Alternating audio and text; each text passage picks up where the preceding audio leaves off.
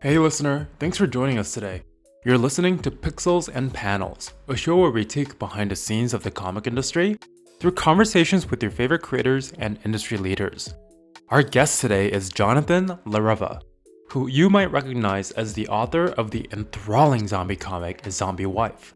While most zombie series are filled with utter nihilism, Zombie Wife took us for a surprise with this optimistic angle.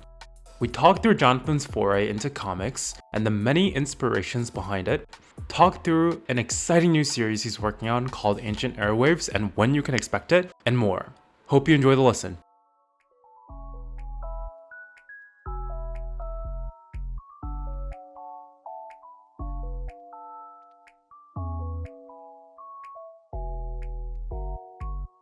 Hey, Jonathan, how are you? Good. How are you? Good. Thank you for taking a bit of time to join us today. Let's get right into it. How did you get into comics? I've just always read them since I was a little kid. Started with the newspaper comics, Calvin and Hobbes, Bloom County, and then I really connected with how the stories were told. Was there anything in particular about how these stories were told that drew you to comics?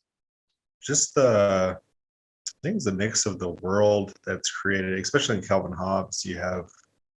Um, you have the story, and the story doesn't really work without the images. So, but it wasn't TV, so I could just read it on my own. So um, yeah, that's kind of I just always loved them and always clicked.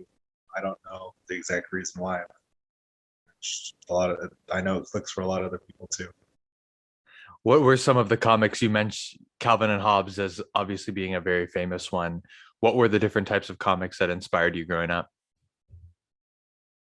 Calvin Hobbes, like I said, Bloom County was uh, another comic strip. Um, and then in middle school, I got they used to make hard copy Shonen Jump magazines that they would send out every month. And my friend had one. I'm like, this is pretty cool. They'd be like 9 different comics in there, and you get like two chapters a month. And in there, I read One Piece, Naruto, and Bleach, and some other great comics as well. How do you think those comics influenced you as you started your journey of making your own comics? I think the worlds that were created was you could do a lot more than just 4 panel Calvin Hobbes or Bloom County, and I love the fantasy stories, and I love the way it was week to week. I always felt like I had something to look forward to. And that's kind of how I've always wanted to create Zombie Wife, is to have something that's on the schedule. It's like just something to tune in, like a new episode. So, how did you start making comics? You mentioned Zombie Wife, which is the work I want to get into a lot. But how did you start making your own comics? So I just started drawing in high school. I just started drawing them when I was a kid. Drew them in high school. Went to college for art, and I think uh, my senior year I did a independent study where I just wanted to make a comic, and I did one. It was really terrible, but I got a lot of good feedback from my teachers and other people. And then I found a friend of mine who's a screenwriter, and he had a screenplay, and he wanted to make it into a comic to kind of get it around, and that was called The Undergrounds. And that was kind of my first time I had like strict deadlines and trying to market and everything. That was probably like 8 years ago now. A long time. What sort of Um, story were Undergrounds? so the Undergrounds was a fantasy comic about some kids that find a hole in their backyard, and the hole leads to a cave with all these doorways to different worlds, and they leave a door open, and some pirates come and kidnap them and their family. was a fun screenplay. Um, and the and the and I we just finished the comic probably about 4 or 5 years ago, and we had a Kickstarter for the full volume. And yeah, that was a big learning experience. A big part of learning is just failing and making mistakes. So what were some mistakes that you made as an early comic artist? I think it's more of like a process of getting better with creating a good story flow and composition. I know some of my mistakes were made just by um, uh, situating the scene wrong. And I really studied storyboarding and uh, other uh, other art theories to kind of help get better at that. I still have a lot to learn. There's a YouTube video I saw about Dragon Ball, the original Dragon Ball comics, and how Akira Toriyama set up a scene, and and that kind of just made me think about the way I do that.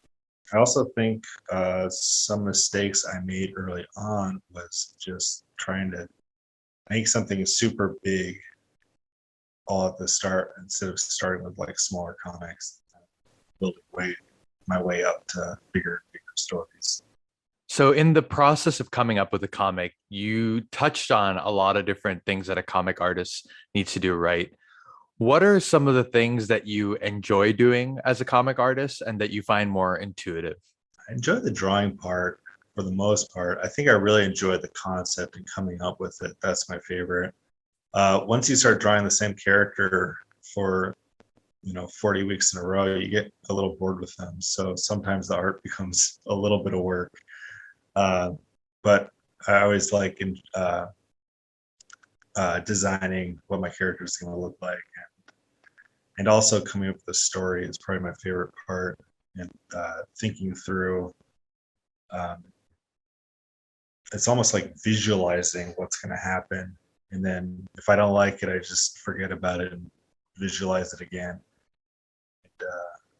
And I usually never write things down. I need to be better at that. But so a lot of times when I visualize something, what comes out on paper is completely different. So when you think about a scene or how you set a scene, how long does it take you to figure out what or come up with a scene that you're happy with? Because I'm guessing you want to think through a lot of different angles, what you're showing in a scene, because the same scene presented in five different ways can evoke five very different emotions. So how do you play with that and come up with the scene that feels right to you based on your story? Yeah, I think about the comic all the time, like on my drives home from work, about in the morning, in the shower, late at night. And eventually when I get something that I like, I just draw it out, a really rough drawing of what the scene should look like. And then I go back and edit it so it makes sense to the viewer, because I think it's really important to try to draw things that are good story wise, but also being clear. So let's talk about Zombie Wife, which is a story that I have enjoyed reading very, very much. How did you come up with it? So I was actually listening. I was at church listening to a sermon, and I was daydreaming.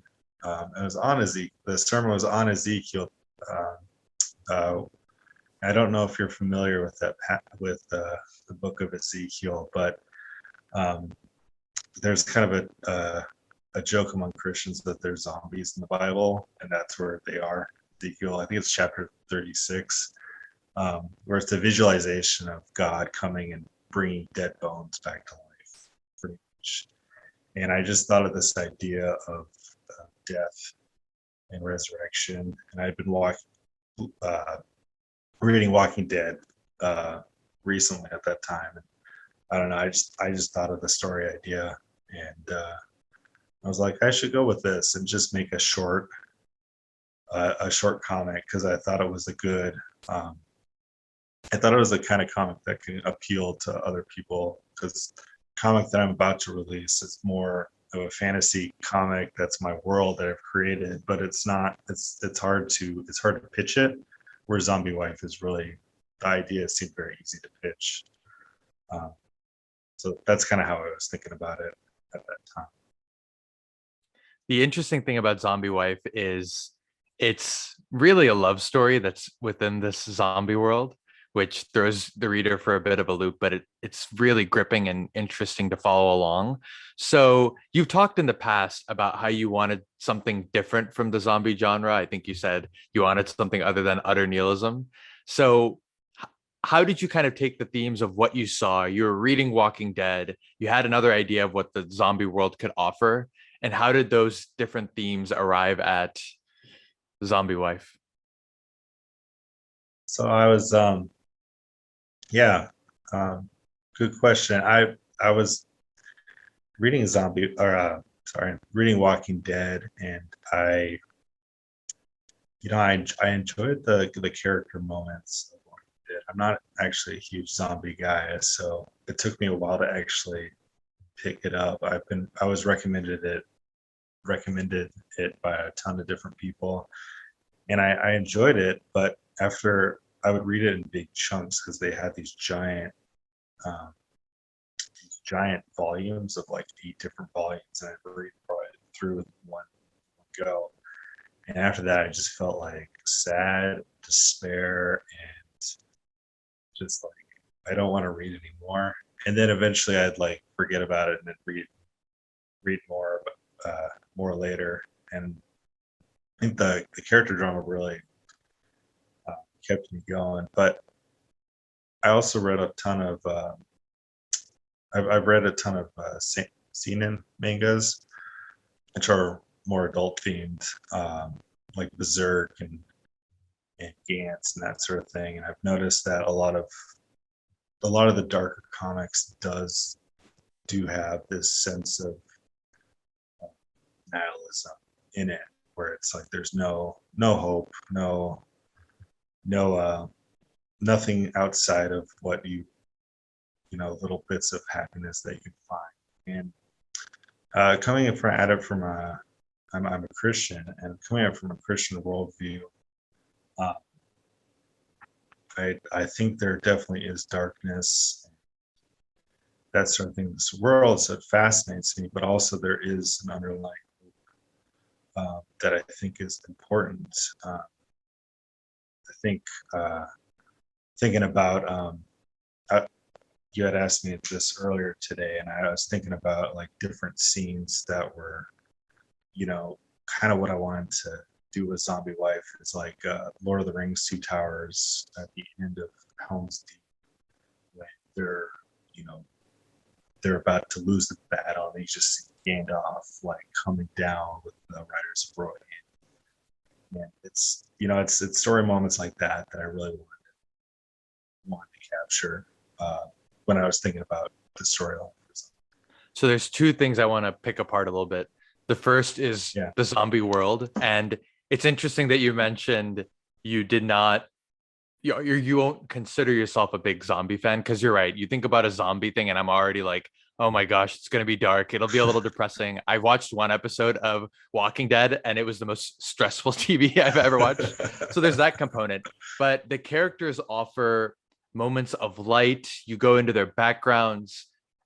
It's very interesting how you gel those two things. So what did you start with? Did you start with the world creation of, this post-apocalyptic world, or did you start with the characters and you're like, well, I know these are the protagonists that I want people to follow? How did you balance those two things, and where did you begin? I started with just Milton and Shauna, and I didn't even think of any of the other characters until after I'd written the first 5 chapters. And I didn't think much of the world other than it was Walking Dead world. Like the same things applied as the Walking Dead. And it was I kind of wrote it as kind of like an anti-Walking Dead, or like a character that you would never see. Because if you saw Milton in The Walking Dead, he'd, end up being eaten by Shauna, or something else terrible would happen. I think another thing I liked about your comic is it starts with no color, and I don't want to spoil it for readers, but that was a very intentional choice from you. Do you mind talking about what led you to start this comic off with no color? Laziness. I hate coloring. It's a lot of work, and I don't necessarily enjoy it. And most of my favorite comics don't even have color. So I know that's not the typical webtoon design. And a lot of people, when I tell them I've been posting webtoon, they're like, "Do people actually read it on webtoon? Because it has no color on it." What? And I say, "Yeah, apparently some people don't care still, so I guess that's good." And in the beginning, it wasn't intentional for what would happen later. I actually thought of that probably halfway through the series. I'm like, "Oh, I can have this, have a thematic reason." And uh, I watched, I think it was like Schindler's List, where it was all black and white and one pop of color. And I don't even remember what the reason why they had a pop of color, but I always thought it was so cool that it just pops of color in a great world. I think it goes with went with like how Milton was feeling, because it was all from his point of view as well. So The execution of when you do that to this color is very cool, and I won't spoil it for the reader. I encourage everyone who's listening to give the series a read. In terms of characters, you do a lot of very cool inter-character just moments. For instance, I like Lena and Sam as a couple. Who are your favorite characters and why? that's a tough question. I like all of them, but You love all your children equally in I this case. yeah. Well, I the problem was is that I liked all of them, and it was really hard for me to balance all these main characters in the cast, because that's I'm not I don't see writing as my strong point. So I think later on, when I was like, man, I need to tie up everybody's story together, that was a little overwhelming. Um, I liked writing Rocco the best. He I don't know why, but his words just kind of like pop out. I don't really think of it as just like Rocco's taking on its own life. And then I love writing Hector's family. I would have liked to write more of them into the comic, but there's just so many of them didn't really fit with any of the storylines. So I did some shorter pieces with them, uh, and they do. Two of the kids have some plot significance at the end, but I enjoyed that. I think my favorite characters are probably Adam and Maze. I like drawing them the most. I think I don't know why I like them the best, but I just feel like I would always I'd always put more effort into drawing them and their stories than a lot of the other characters, uh, especially towards the end. Is there a character in the series that represents you or that you feel most connected to? Um, I think there's a little bit of me in all of them. I don't. I always try to be conscious of writing people I know really well, or like myself, into things, because then people tend to try to read into my comics. They think it's just this extension of like journaling that I'm doing, that I'm trying to tell stories that are directly applicable to my life. And it's not like, I don't know. I don't like to think that I do that consciously, but I think if I looked at all of them, probably the closest person, like personality wise, not backstory wise, Sam. Just because I wrote him as struggling with difficulty in talking to people, which I felt like has been an issue for me my whole life. Another cool thing about Zombie Wife is there's a lot of bonus canon content that you add in there. For instance, you add these 4 panels just showing a day in the life or another scenario with a few of your favorite characters. What was your inspiration behind doing that in addition to the series and the main body of work? So I realized a lot of people liked the quiet moments of Milton and his zombie life, and it was hard to kind of do those and still tell the storyline that I wanted to tell. So I wanted to make moments of what happened with Shauna when they're living together available to people to read. And I thought, why not do it as like a comic strip? Because I think I used to read, Full Metal Alchemist, I would read it, and they would have like these short 4-panel comedy comics after a volume. And so you would read like the volume, and then they have like some funnier, lighter comics at the end. And I kind of thought of doing it like that, but have it be in canon. So you recently finished the series. You published your last episode this week. What does it feel like to be at the end of this 3-year journey? I'm relieved. I enjoy it. There's a lot of aspects I enjoyed as on, but it got tougher as it went on, just to try to plan my next comic and also end Zombie Life, which was very difficult.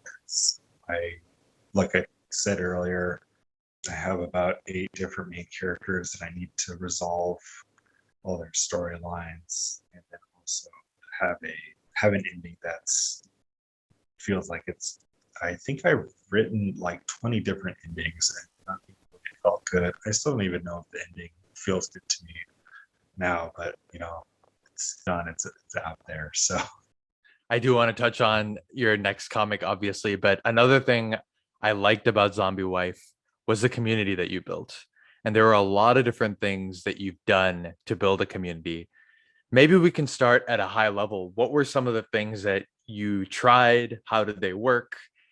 Because whether it's your Discord or your Patreon to uh, my personal favorite, which is the naming of the guinea pig in your story, you tried a lot of different things to build some community, and it was cool to see the reaction. So why was community building such an important part for you as you were writing Zombie Wife? it's important because community is what kept me writing Zombie Life. I originally posted the first 5 chapters of Zombie Life just to figure out, just as a test run of how Webtoon works, because I had never used it very much and I didn't read it, so I didn't know what I was really getting into or what the process would be like with transferring my comics. And a lot of people responded really positively, and I got a lot of great comments in the beginning, and it helped motivate me to keep telling the story, because I couldn't just leave these people with Shauna at such a low moment where it ends after chapter 5, and it seemed like it sparked something with some people, and I didn't really expect that.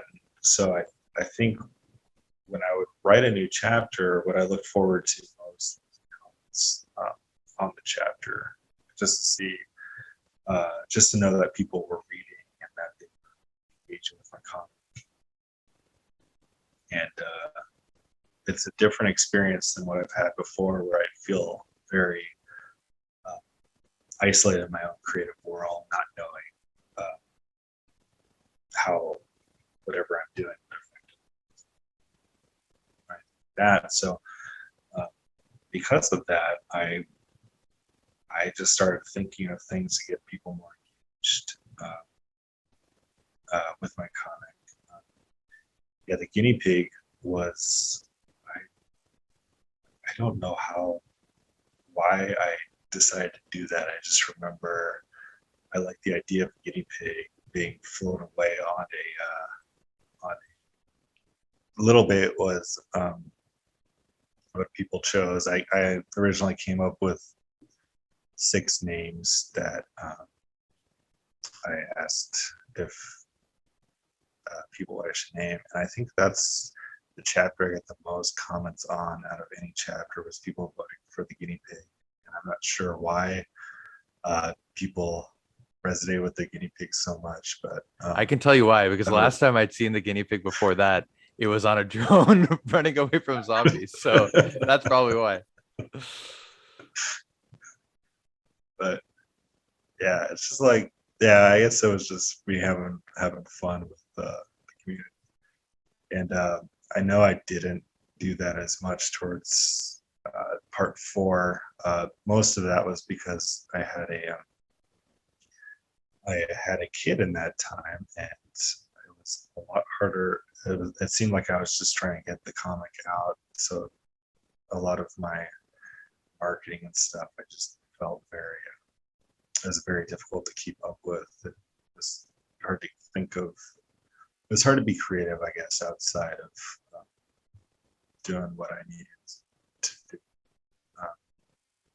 And I think that's one of the things I've realized over this is there's only so much creativity. It's like a juice almost. And sometimes it gets sapped from you in life, but certain things happen. So I hope to do some more fun things with my next comic. So let's talk a little bit about your next comic. Can you give folks a tease of what it's going to be? Yeah, it's going to be a fantasy adventure. It's going to take place in a world without computers. I looked online. I think it falls under diesel punk, but I've never actually read anything that's diesel punk or sure what that is. But I think that's probably like the kind of fantasy world it is, and it's going to be mixed with magic as well. It's got it'll have a bunch of characters in a big world, and it's the way I'm going to tell the stories are going to be kind of like a fairy tales almost, but not as but connected into one bigger storyline. So it's going to start off with a little girl that finds a domovoi, which is a Russian house spirit, in her basement, and she gives it a piece of pie, and for that he tells her a story, and it's going to be each time she comes down and brings a piece of pie, it's going to be a different story. And that's how it's going to kind of start out.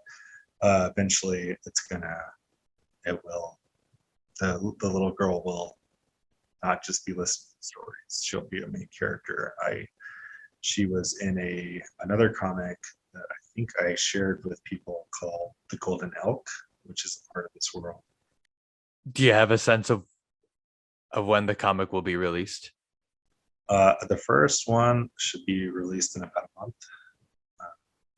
I have a webtoon page for it now because I didn't want the name to be stolen in the meantime. So there's a place. What's it called? It's called Ancient Airwaves. Ancient Airwaves. Well, congrats on the end of one step of your journey and the beginning of another very exciting step.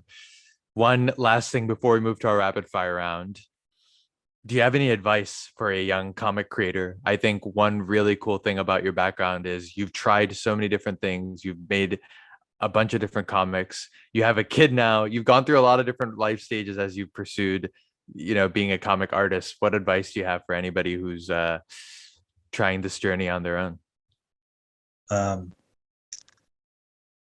So just get started doing it. Get a job that will make you money in the meantime, because I think one of the things that helped with my comic is that I had a full-time job that I can just relax and be able to support myself on. I think a lot of times if you're under the gun trying to make money off your art right away, I think it kills I know a lot of people say that it'll increase your creativity. For me, it didn't work that way. I felt like I was stressed out, and once I had a job and money coming from somewhere, I can be more creative and work on it and enjoy working on it, which I think is important too. If you're not enjoying working on it, why would your audience enjoy reading it? Appreciate you sharing, and I know it is helpful to always get another perspective and help that enrich what you're going through as an individual. So appreciate you sharing. Are you ready to end things with our rapid fire round? Yes. That So sounds first question. kind of fun. Which fictional character best describes your personality and why? I'd say Chewbacca. Tall, hairy, grumpy, loyal, and kind of hard to understand.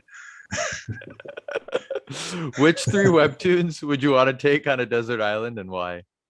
So I had a hard time with this. Sorry, scratch that. I think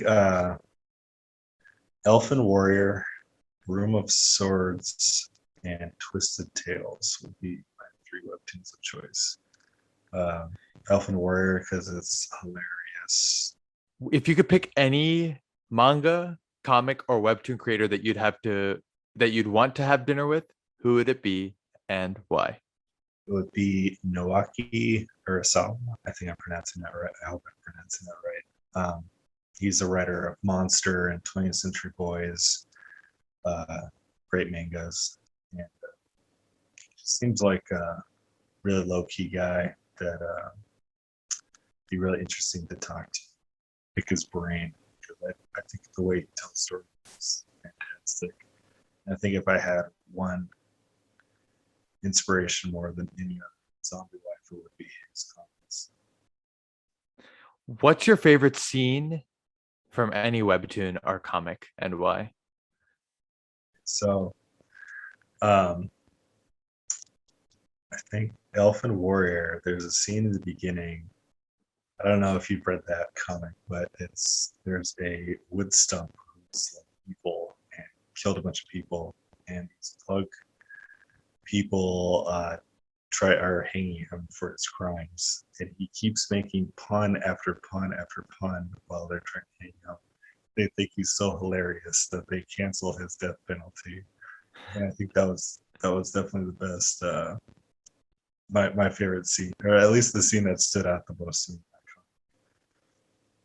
And finally, if you could hang out with any fictional character, who would it be and why?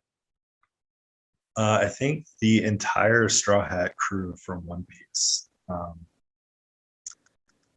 because they just seem like really fun people. Excellent choice. Well, Jonathan, thank you so much for taking some time to be on our show today. Listener, please check out Zombie Wife and look out for Jonathan's next work, Ancient Airwaves. We will have links in the comments below. Thank you so much, Jonathan. Thank you. Thank you for joining us today. If you have any feedback or want to be featured as our next guest, please write to us at pixelsandpanelspod@gmail.com. If you enjoyed the show, don't forget to subscribe, like, or give us a 5-star rating. See you all next week.